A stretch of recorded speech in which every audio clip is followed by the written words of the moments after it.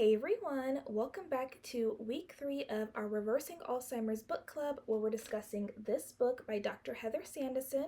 If you've missed any of our previous book club sessions, no worries, they're still available for you to catch up on and participate in if that's something you would like to do. So today we are finally diving into some foundational information that you can start implementing into your care journey, either for yourself or for your partner living with dementia. Now, we are going to be covering quite a bit of information, and because of that, I'm just going to be referencing my notes if that's okay with you. It just is going to make it more streamlined. It's going to make it easier for me to record and for us to just get through the information, okay? Today's discussion is all about modifiable risk factors and creating a brain-nourishing environment. There are some printables that I created based on the recommendations of Dr. Heather Sandison that are available for you to download, so please be sure to read through the entire description so that you don't miss any of that. If you are really serious about trying out these recommendations, it's going to be so important that you take the time to download those printables either after our session is finished or as we're going through it, okay? So it wasn't until the late 2010s that reputable journals even began acknowledging that there are modifiable risk factors that can be addressed. A big leader in that has been The Lancet, which is one of the oldest and most influential peer-reviewed medical journals. Okay? In 2017, they published a commission report examining the evidence for modifiable risk factors of dementia. Modifiable meaning that these identified contributors can be changed or avoided. Since 2017, they posted an update in 2020 and most recently in 2024. As of their last report, they have identified 14 potentially modifiable risk factors that could prevent or delay nearly half, so about 45% of dementia cases worldwide. Almost half, okay? So I'm going to throw them up on the screen. If you want the full report, I will provide the link to the full Lancet report.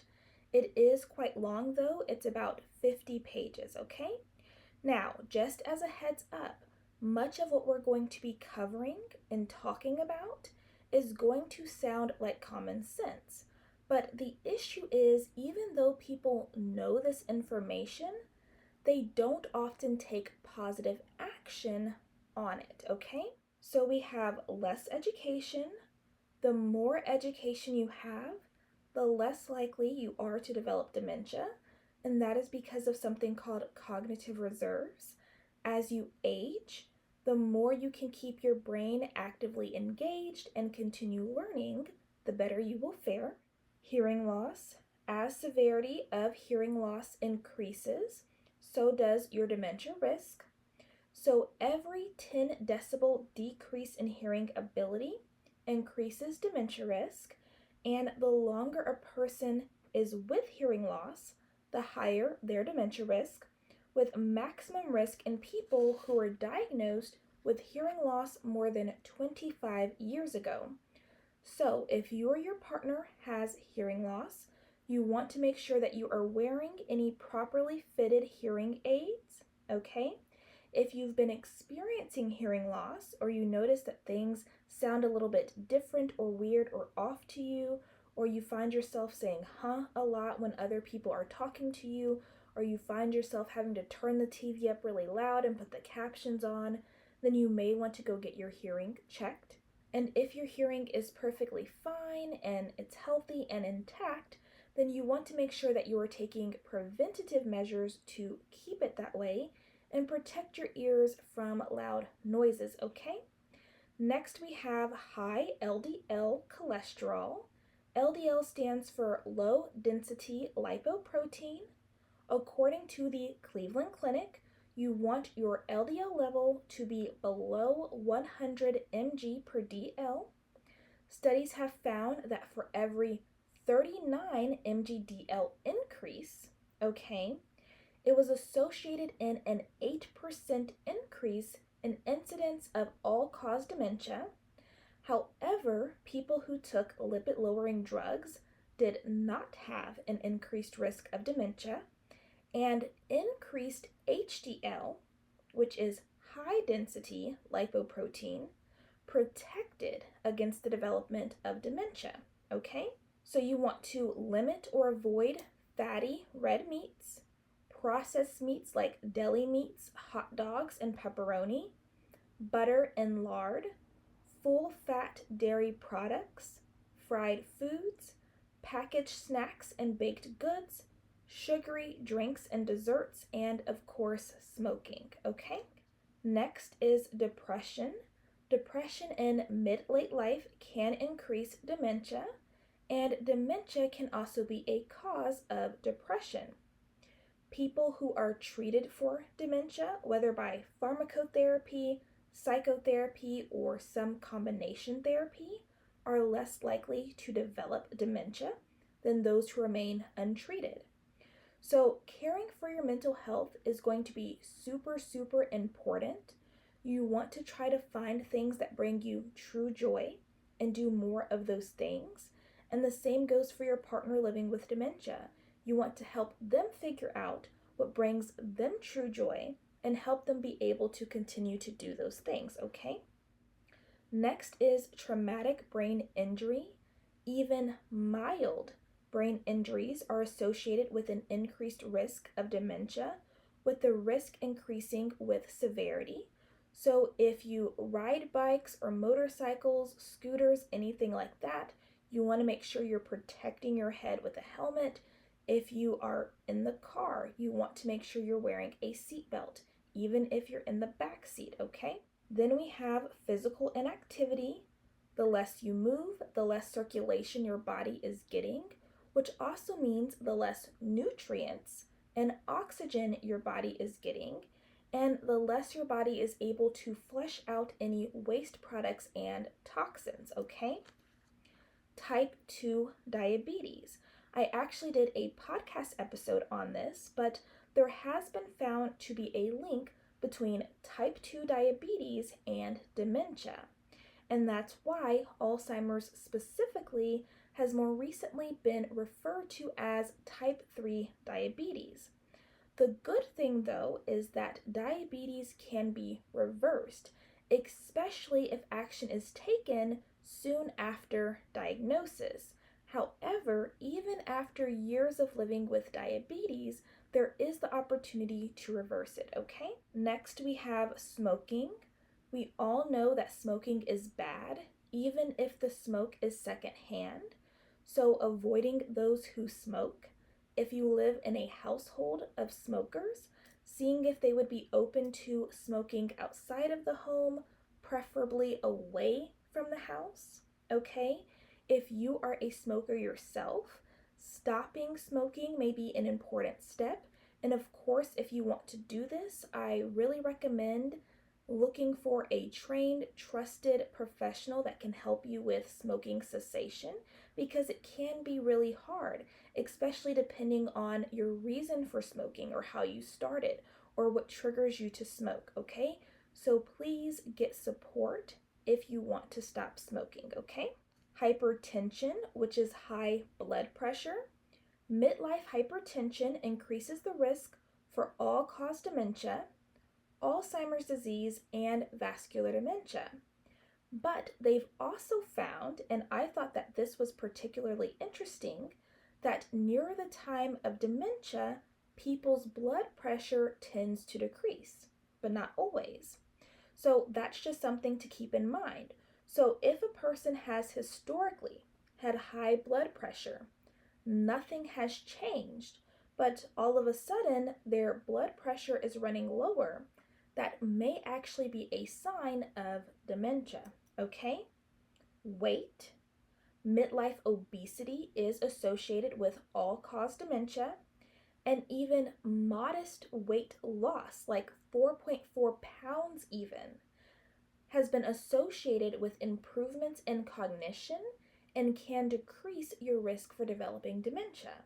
Now, I personally think that that's a bit encouraging because if you are overweight, I'm considered overweight for my age and height, then you don't have to focus on losing this big weight goal like 50 or 100 pounds. Even just losing a little bit of weight can improve your outcomes, okay? Excessive alcohol consumption. Alcohol is a neurotoxin. Now, you may have heard that, oh, a glass of red wine a day has health benefits, whatever. Alcohol is a neurotoxin, and the benefits that they claim red wine can give you, you can get from other sources, okay? Alcohol is a neurotoxin. 8 US drinks a week has been associated with a smaller hippocampus. The hippocampus is the part of the brain that is heavily involved in things like learning and memory. And having more than 14 drinks per week significantly increases the risk of dementia. Now, if you read the book, you may notice that these numbers differ. That's because, for whatever reason, Dr. Sandison didn't convert the numbers from UK drinks to US drinks. So the numbers that I gave you, the 8 and 14, are US drinks. Social isolation.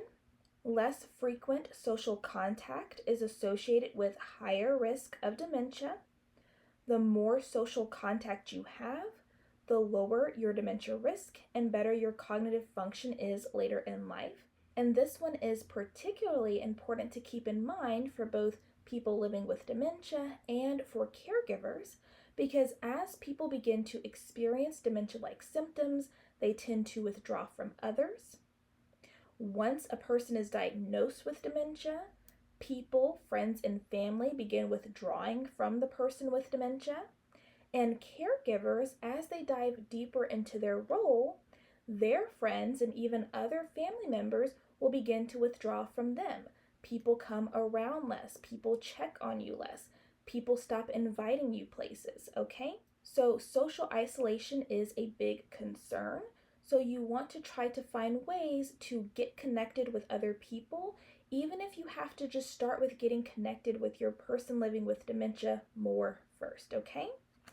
Then we have air pollution, which I think is pretty self-explanatory. There are a lot of pollutants in our environment, both indoor and outdoor, that are just not good for us. And then we have visual loss. There is increasing evidence that supports an association between untreated vision loss and dementia risk, and there is the potential for modification by treatment. So if you've been experiencing issues with your vision, please go to the eye doctor so that they can see what's going on and make appropriate recommendations. Maybe you just need eye drops. Maybe you do need prescription glasses or contacts. If you have prescription contacts or eyeglasses, make sure that you are wearing them. If there's an issue for why you don't wear them, make sure that you follow up with your eye doctor so that they can make appropriate recommendations, okay? If you think your vision is fine, still follow up with the eye doctor so that they can make sure that there's nothing developing or evolving, and if there is, that they can nip it in the bud before it becomes a real issue, okay? And then there are 2 additional risk factors that are brought to our attention by Dr. Sandison on page 40.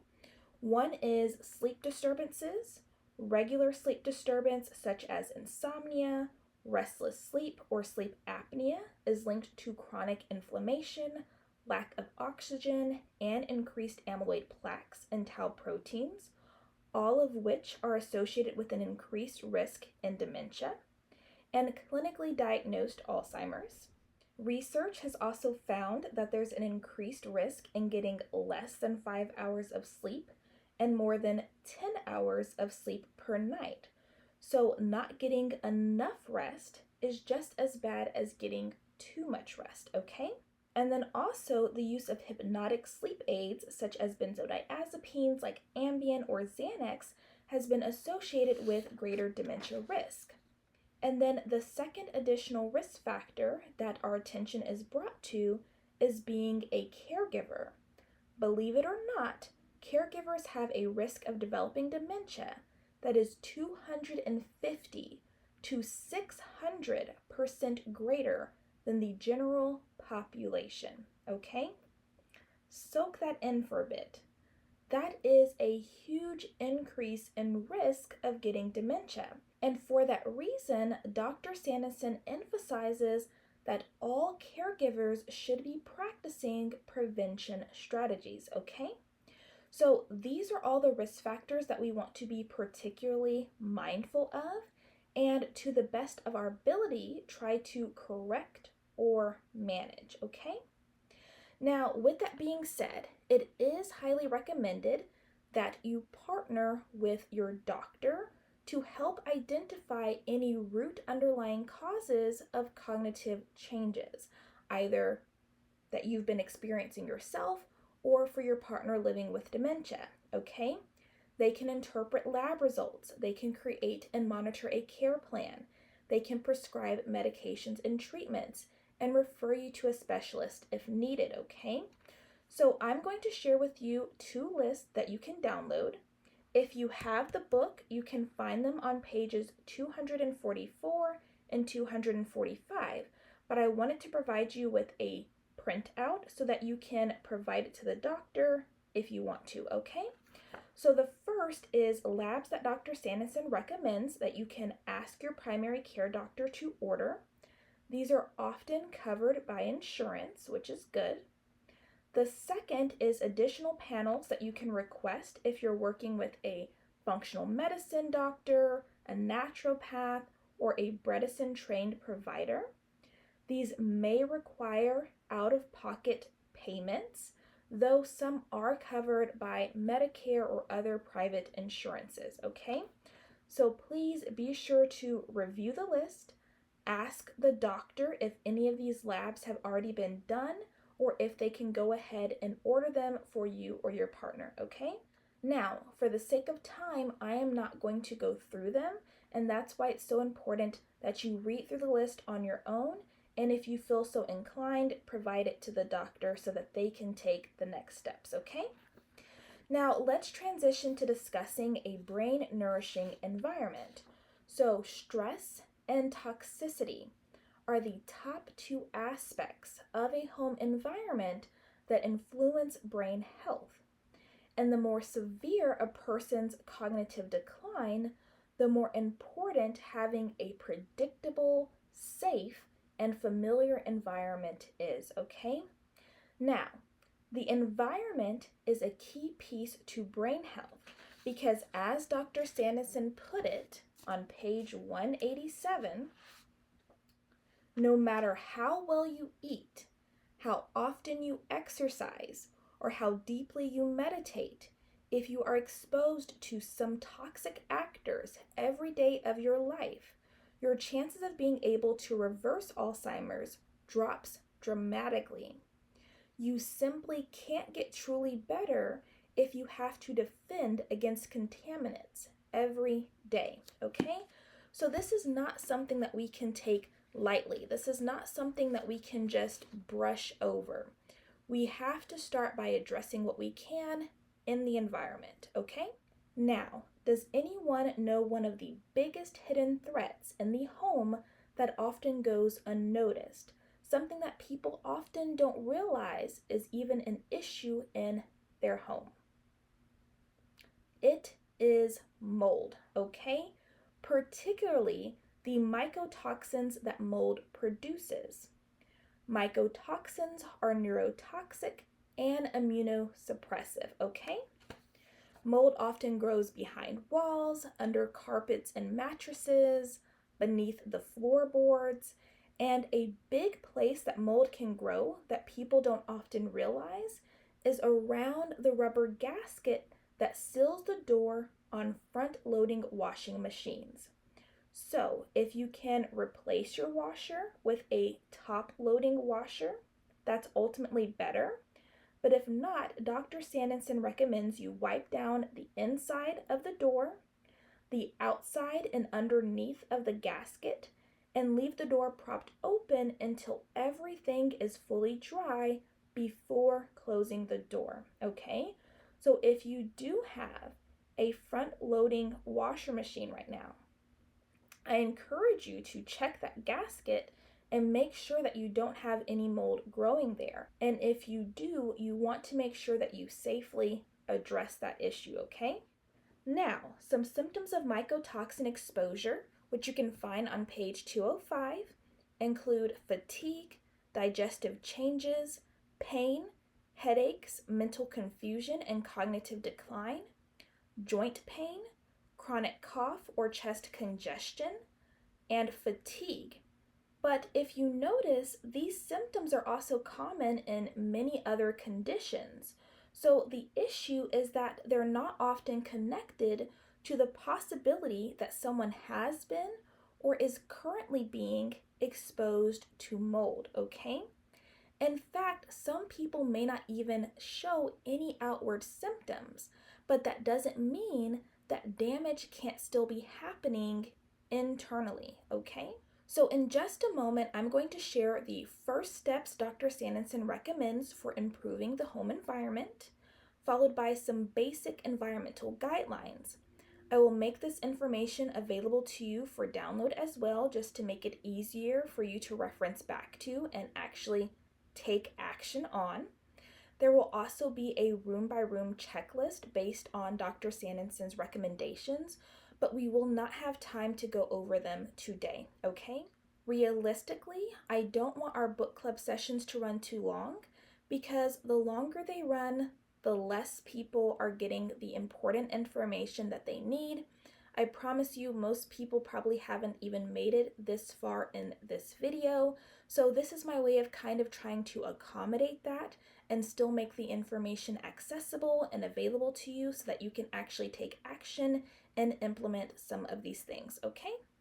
With that being said, if creating a healthier environment is important to you, then I highly recommend that you take the time to go through the printables, go through this checklist, and identify any important steps you can take, okay? Then come back and share at least one change you're committed to making, okay? So that brings us to this week's discussion question. What is at least one change that you'll commit to making in your home environment or in your partner's home environment? Let us know, okay? So if you have the book, the first steps in the environment guidelines come from page 188. So let me flip there really quickly. So it reads, first step, taking stock. To help you identify what in your home or your care partner's home needs attention, do a little mental inventory of what it's like today. Is it comfortable? Is it safe?